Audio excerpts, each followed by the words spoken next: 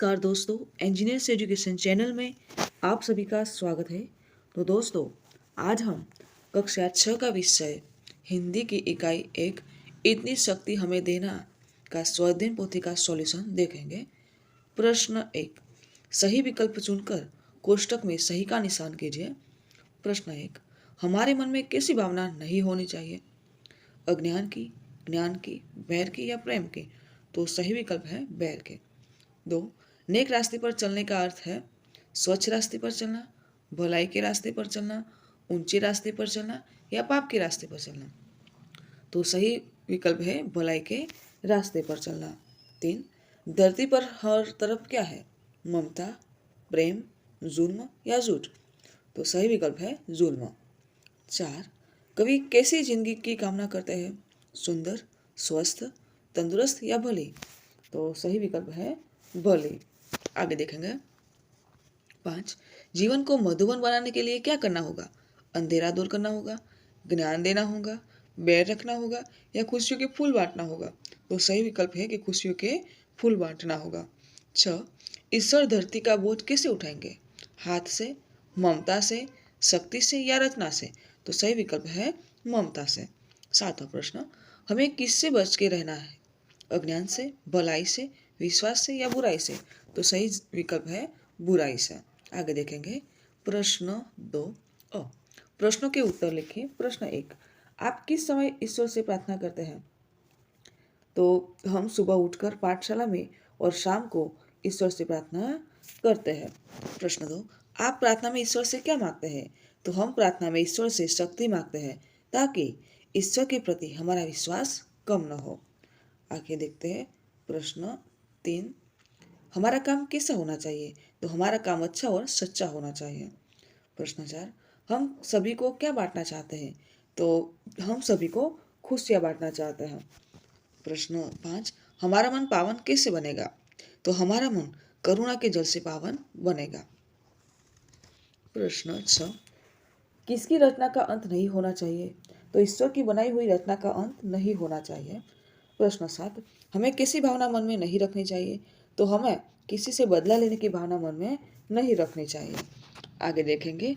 प्रश्न 2 व प्रश्नों के उत्तर लिखिए। प्रश्न 1, हम जगत में क्या अर्पण करना चाहते हैं, क्यों? तो हम जगत में सुख शांति और मैत्री भाव अर्पण करना चाहते हैं।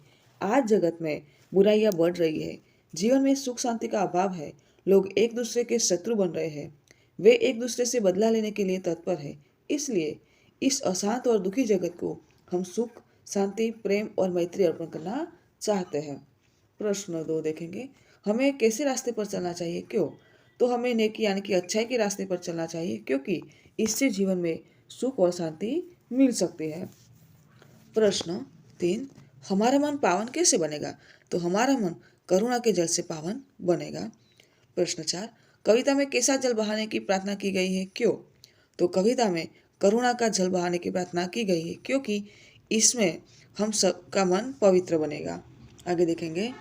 प्रश्न 5, मन का विश्वास कमजोर ना होना, ऐसा कवि क्यों कहते हैं? तो लोग भगवान की शक्ति पर विश्वास करते हैं। वे मानते हैं कि भगवान दयालु है, सबका रक्षक है, भगवान के लिए कुछ भी असंभव नहीं है। आज दुनिया में अत्याचार बढ़ते जा रहे हैं, साधारण आदमी उन्हें रोकने में असमर्थ है। इन अत्याचारों का अंत होता दिखाई नहीं देता। कवि भगवान से प्रार्थना करता है कि ऐसे समय में वे अपनी शक्ति का परिचय दे ताकि उनके प्रति लोगों का विश्वास कम न हो।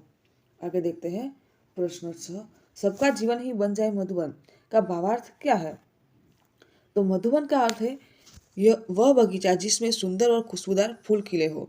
हमें सबको खुशियों के फूल बांटना चाहिए। ये फूल पाकर लोगों के चेहरों पर उदासी नहीं रहेगी, उनका मन प्रसन्नता से भर जाएगा, वे आनंद और उल्लास का अनुभव करेंगे। इस प्रकार उनका जीवन सुखी बन जाएगा। प्रश्न 7 देखेंगे। आपको अगर ईश्वर से वरदान मिल जाए तो आप क्या मांगेंगे, क्यों? तो अगर मुझे ईश्वर से वरदान मिले तो मैं ऐसा वरदान मांगूंगा जिससे सारे संसार का भला हो। भगवान लोगों को ऐसी ताकत दे कि जिससे सभी लोग अपना काम अच्छी तरह से कर सके, सभी लोग मिलजुल कर रहे, ऐसा वरदान मांगूंगा। आगे देखेंगे। प्रश्न 3 अ, शब्दों के अर्थ लिखिए। तो 1, विश्वास यानी भरोसा। 2, नेक यानी अच्छा, ईमानदार। 3, रोशनी यानी प्रकाश, उजाला। 4 बेबसी यानी लाचारी। 5 जुल्म यानी अत्याचार। 6 बलि यानी अच्छी। 7 अर्पण यानी समर्पित। 8 मधुबन यानी उपवन बगीचा। 9 पावन पावन यानी पवित्र। 10 बुराई बुराई यानी बुरा। 11वां करुणा करुणा यानी दया। 12 बोझ बोझ यानी भार। 13 ममता यानी प्रेम आत्मीयता। और 14वां धरती धरती यानी पृथ्वी जमीन। आगे देखेंगे प्रश्न 3 ब। प्रश्न 3 में दिए गए शब्दों में से किन्हीं 10 शब्दों का वाक्य प्रयोग कीजिए। तो प्रथम शब्द हम लेंगे जुल्म। जुल्म तो वाक्य प्रयोग करेंगे कि ठेकेदार सभी मजदूरों पर जुल्म करता था। दूसरा शब्द रोशनी, वाक्य प्रयोग करेंगे सूरज हमें रोशनी देता है। तीसरा शब्द विश्वास, तो हमें अनजान लोगों पर विश्वास नहीं करना चाहिए। चौथा शब्द पावन, यानी वाक्य प्रयोग करेंगे भारत की भूमि बहुत पावन है। पांचवा शब्द बुराई, तो हमें बुराई के रास्ते पर नहीं चलना चाहिए। छठा शब्द बलि, बलि वाक्य प्रयोग करेंगे वो अच्छी बलि जिंदगी जी रहा है। सातवां शब्द नेक, वाक्य प्रयोग करेंगे हमें नेक रास्ते पर चलना चाहिए। आठवां शब्द करुणा, तो वाक्य प्रयोग करेंगे कि हमारे मन में दूसरों के प्रति करुणा होनी चाहिए। नौवां शब्द ममता, तो माँ ने बच्चे की ओर ममता भरी दृष्टि से देखा। और 10वां शब्द अर्पण, तो हमने भगवान को पुष्प अर्पण करके नमस्कार किया। आगे देखेंगे प्रश्न 4, काव्य पंक्तियों का भावार्थ देखिए। 1 बैर होना किसी का किसी से, भावना मन में बदले की होना, तो हमें से किसी से दुश्मनी न हो, और अगर कभी हो जाए तो हमारे मन में उसका बदला लेने की भावना पैदा न हो। आगे देखेंगे दूसरी काव्य पंक्ति है, करुणा का जल तू बहा दे, कर दे पावन हर एक मन का कोना, तो हे ईश्वर तू अपनी करुणा का जल बहाकर हम सबके मन का हर कोना पवित्र कर दे। आगे देखेंगे प्रश्न 5, उदाहरण के अनुसार विशेषणों का उपयोग करके वाक्य बनाइए। तो विशेषण कुछ कुछ, तो उदाहरण दिया गया वाक्य का कि आपकी आवाज़ कुछ कुछ पहचानी सी लगती है। ऐसे शब्द है लाल, तो वाक्य प्रयोग करेंगे कि दीदी को लाल गुलाब पसंद है। दूसरा शब्द है छोटा, तो चिराग का भाई छोटा है। तीसरा शब्द 10, तो एक पेड़ में 10 पक्षी है। चौथा शब्द है उसका, वाक्य प्रयोग करेंगे उसका भाई विदेश गया है। पांचवा शब्द थोड़ा, तो मुझे थोड़ा पानी चाहिए। छठा शब्द है वफादार, तो कुत्ता वफादार प्राणी है। सातवां विशेषण है दूसरा, तो दूसरा कमरा खाली था। आठवां शब्द काले काले, तो आकाश में काले काले बादल है। नौवां शब्द रंग बिरंगे, तो मोर के पंख रंग बिरंगे है। 10वां शब्द बहुत सा, तो महल में एक बहुत सा मोटा कमरा है। आगे देखेंगे प्रश्न 6, नीचे दिए गए खाली स्थानों में उचित शब्द भरते हुए वाक्य को पूरा कीजिए। कौन वाले शब्द है क्योंकि, ताकि, और, की, लेकिन, फिर भी, या। प्रथम वाक्य है महेश खेलने में तेज है, खाली जगह पढ़ने में नहीं, तो इसमें आएगा कि लेकिन। दूसरा वाक्य राधा को काम था, खाली जगह वह गाँव आई, तो इसमें आएगा फिर भी। तीसरा शब्द रवि ने बहुत मेहनत की, खाली जगह वह पहला नंबर लाना चाहता था, तो इसमें आएगा क्योंकि। 4 मैं समझता हूँ, खाली जगह वह क्या करना चाहता है, तो इसमें आएगा कि। 5 आप हमारे साथ चलेंगे, खाली जगह घर पर रहेंगे, तो इसमें आएगा या। 6 मैंने सुबह ही पढ़ाई कर ली, खाली जगह शाम को खेल सकूँ, तो इसमें आएगा ताकि शाम को खेल सकूँ। 7 अध्यापक रुक गए, खाली जगह लड़के के बोलने की प्रतीक्षा करने लगे, तो इसमें आएगा और। आगे देखते हैं प्रश्न 7 ब। नीचे दिए गए शब्दों का उपयोग करके एक एक वाक्य बनाइए। कौन से वाले शब्द है क्योंकि, ताकि, और, की, लेकिन, फिर भी और या। तो क्योंकि शब्द से एक वाक्य दिया है कि शिल्पा झटपट घर की ओर भागी क्योंकि उसे भूख लगी थी। तो ऐसे हम इस शब्दों से वाक्य बनाएंगे। तो प्रथम वाक्य बनाएंगे मैंने सुबह ही पढ़ाई कर ली ताकि शाम को पढ़ सकूं। दूसरा वाक्य राम और सोहन खाना खा रहे हैं, श्याम, सोहन और मोहन गाड़ी चला रहे हैं। तीसरा वाक्य मैं जानता हूँ कि आप शिक्षक हैं। चौथा वाक्य राधा पढ़ने में तेज है लेकिन खेल में नहीं। पांचवा वाक्य सूरज को बुखार था फिर भी वह स्कूल गया। छठा वाक्य आप चाय पसंद करेंगे या कॉफी। आगे देखते हैं प्रश्न 7 संयुक्ताक्षर से शब्द बनाइए, बनाकर वाक्य में प्रयोग कीजिए। उदाहरण है क खोड़ा कहे बता क यानी क, तो इससे शब्द बनेगा धक्का। का से शब्द बनाया हमने धक्का, तो वाक्य प्रयोग क्या है कि उसने मुझे धक्का मारा। वैसे ही त वत्ता त तो हम शब्द बनाएंगे कुत्ता और वाक्य प्रयोग करेंगे कि कुत्ता वफादार जानवर है। वैसे दूसरा है कि न वत्ता न यानी न, तो वाक्य शब्द बनेगा अन्न, तो वाक्य प्रयोग करेंगे अन्न खेत में पैदा होता है। तीसरा शब्द द वत्ता द यानी द, तो शब्द बनेगा बुद्ध, वाक्य प्रयोग करेंगे यह भगवान बुद्ध की प्रतिमा है। चौथा शब्द है वर्ण है द वत्ता व, तो द्व बना है, तो वाक्य शब्द बनाएंगे विद्वान, वाक्य बनाएंगे यह विद्वान पुरुष है। पांचवें वर्ण है स वत्ता व स्व, तो शब्द बनेगा विश्व, तो वाक्य प्रयोग करेंगे कि विश्व में शांति होनी चाहिए। वैसे छठा वर्ण है द वत्ता म यानी म, शब्द बनेगा पद्म, तो वाक्य प्रयोग करेंगे उसके चरण पद्म जैसे है। सातवां शब्द वर्ण है ह वत्ता य यानी य, शब्द बनेगा असह्य, तो हम वाक्य प्रयोग करेंगे कि आज असह्य गर्मी है। आगे देखेंगे प्रश्न 8, निम्नलिखित शब्दों का वाक्य में प्रयोग कीजिए। तो शब्द है उच्च, वाक्य प्रयोग करेंगे उसके विचार बहुत उच्च है। दूसरा शब्द है पक्का, तो तुम मेरे जन्मदिन पर पक्का आना। तीसरा शब्द पन्ना, वाक्य प्रयोग करेंगे मनोज ने तीसरा पन्ना पढ़ा। चौथा शब्द विद्वान, तो कालिदास बहुत ही विद्वान थे। पांचवा शब्द विश्व, तो सभी ने विश्व शांति की प्रार्थना की। छठा शब्द सह्य, तो आज असह्य गर्मी है। पद्म, तो उसके चरण पद्म जैसे। सातवां शब्द पत्ता, तो उस आदमी ने घर का पता बताया। और नौवां शब्द है बुद्ध, तो शिक्षक ने भगवान बुद्ध की कहानी सुनाई। आगे देखेंगे प्रश्न 9वां, उदाहरण के अनुसार समान तुक वाले यानी कि तुकांत शब्द लिखिए। उदाहरण है लड़ाई, तो कमाई बुनाई पढ़ाई और सिलाई। ऐसे शब्द है मानवता, तो सुंदरता सफलता श्रेष्ठता दानवता। दूसरा शब्द चाचा, तो काका दादा मामा पापा। तीसरा शब्द सामाजिक, तो नागरिक आर्थिक दैनिक वार्षिक। चौथा शब्द घबराहट, तो बनावट सजावट रुकावट थकावट। पांचवा शब्द लताएं, तो कथाएं प्रथाएं व्यथाएं गाथाएं। छठा शब्द सुंदरता, तो मानवता सफलता श्रेष्ठता दानवता। सातवां शब्द दर्शनीय, तो मोहनीय कमनीय सराहनीय अनुकरणीय। आठवां शब्द चिड़िया, तो गुड़िया बुढ़िया चुड़िया डिबिया। नौवां शब्द सुनकर, तो लिखकर पढ़कर कहकर थककर। आगे देखेंगे प्रश्न 10, क्या बारिश होनी चाहिए या नहीं, इस विषय पर कक्षा में चर्चा करके 10 वाक्य लिखिए। तो कक्षा में चर्चा करके हम लिखेंगे। तो उदित कहेगा अब तो इस गर्मी से जितना जल्दी छुटकारा मिल जाए उतना अच्छा है। हे इंद्र देवता, जल्दी बादलों को भेजिए और हमें आनंद दीजिए। मेहुल बोलता है क्या यार तुम भी बादलों को बुला रहे हो, बरसात हुई नहीं कि सब जगह कीचड़ ही कीचड़। उदित बोले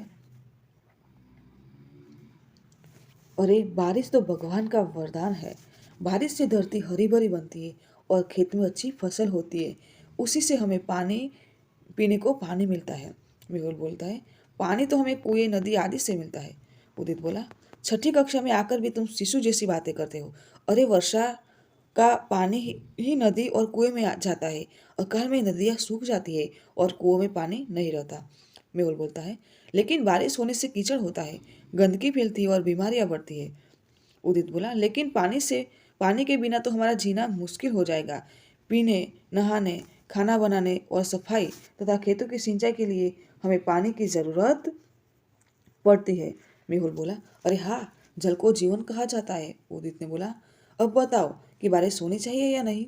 मेहुल बोला होनी चाहिए, जरूर होनी चाहिए, क्योंकि बिना पानी सब सुन। आगे देखेंगे प्रश्न 11वां, परिच्छेद का मातृभाषा में अनुवाद कीजिए। तो हम पहले परिच्छेद पढ़ेंगे, फिर उसका मातृभाषा में यानी कि गुजराती में अनुवाद करेंगे। तो जीवन में खेल बहुत ज़रूरी है, खेल से मनोरंजन मिलता है, हमारी तंदुरुस्ती भी ठीक होती है, हम कभी बीमार नहीं पड़ते। दो लड़के नहीं खेलते, वे आलसी और बीमार रहते हैं। खेलते समय हमें अपने साथियों का ख्याल रखना पड़ता है, उनसे हम खूब मिलजुल कर रहते हैं, जिससे हमें कई अच्छी आदतें आप आ जाती है। यह आदतें आगे जाकर हमारे लिए बड़ी लाभकारक होती है, इसलिए पढ़ाई के साथ खेल पर भी पूरा जोर देना चाहिए। अब हम इसका मातृभाषा में अनुवाद करेंगे। तो જીવનમાં રમત બહુ જરૂરી છે, રમતથી મનોરંજન મળે છે, આપણું સ્વાસ્થ્ય પણ સારું રહે છે, આપણે ક્યારેય બીમાર નથી પડતા। જે છોકરા રમતા નથી તે આળસુ અને બીમાર રહે છે। રમતી વખતે આપણે આપણા મિત્રોનું ધ્યાન રાખવું પડે છે. તેમની સાથે અમે હળીમળીને રમીએ છીએ, જેથી આપણામાં ઘણી સારી આદતો આવી જાય છે. આ આદતો આગળ જતાં આપણા માટે ખૂબ જ ફાયદાકારક હોય છે. એટલા માટે ભણવાની સાથે સાથે રમત પર પણ ખૂબ ધ્યાન देવું જોઈએ. આગળ જોઈશું प्रश्न 12। नीचे दिए गए चित्र को देखकर चित्र का वर्णन कीजिए। तो पहले आपको ये चित्र अच्छी तरह से देखना है और नीचे दी गई जगह में आपको इसका वर्णन करना है। तो इस चित्र में समुद्र के तट का दृश्य दिखाया गया है। समुद्र में एक नाव है जिसके पाल पर ध्वजा फहर रही है। दो व्यक्ति नौका विहार कर रहे हैं। एक लड़का तैर रहा है, एक लड़का गेंद से खेल रहा है। उसके पास एक महिला खड़ी है। तट पर एक लड़का पतंग उड़ा रहा है, एक लड़की हाथ में बेली लिए घूम रही है। दो लड़के रेत के घरौंदे बना रहे हैं। एक गुब्बारे वाला खड़ा है, एक लड़की मुंह से फूंक कर गुब्बारे में हवा भर रही है। आइसक्रीम वाला गाड़ी लेकर खड़ा है, एक महिला उससे आइसक्रीम खरीद रही है। पास में उसका बच्चा खड़ा है। बाईं तरफ कोने में छतरी के नीचे मेज कुर्सी लगाए दो व्यक्ति बैठे हुए हैं। पास में नारियल के दो वृक्ष दिखाई दे रहे हैं। आगे देखेंगे प्रश्न 13। वर्णों को कोई भी मात्रा लगाकर महत्तम अर्थपूर्ण शब्द बनाइए। तो उदाहरण है च, तो च से चित्र, चाचा, चम्मच, चमेली। वैसे हम शब्द है वर्ण है ब, तो ब से बकरी, ब से बीमारी, ब से बस, ब से बादल। द से दवात, द से दरवाजा, द से दाल, द से दीपक। क, तो क से कमल, क से कौआ, क से करेला, क से ककड़ी। ज से जगत, ज से जल, ज से जहाज, ज से जहर। ग, तो ग से गणपति, ग से गन्ना, ग से गौमाता, ग से गरीबी। न, तो न से नल, न से नकल, न से नदी, न से नक्षत्र। प, तो प से पतंग, प से पानी, प से पंक्ति और प से पक्षी। अभी एक इतना कीजिए। तो भिन्न भिन्न प्रार्थनाओं का संकलन कीजिए। आपने जिन प्रार्थनाओं का संकलन किया है उसमें से किसी एक प्रार्थना यहाँ लिखिए। तो इधर जगह दी गई, इसमें आपको जो भी प्रार्थना अच्छी लगती हो वो इधर लिख सकते हैं। तो हम लिखेंगे कि हे प्रभु, हे दयामय, सदा हमें सद्बुद्धि दे, ज्ञान की ज्योति जलाकर हम सबका अज्ञान मिटा, प्यार का संदेश देकर नफरतों को दूर कर, करुणा, सेवा और दया का भाव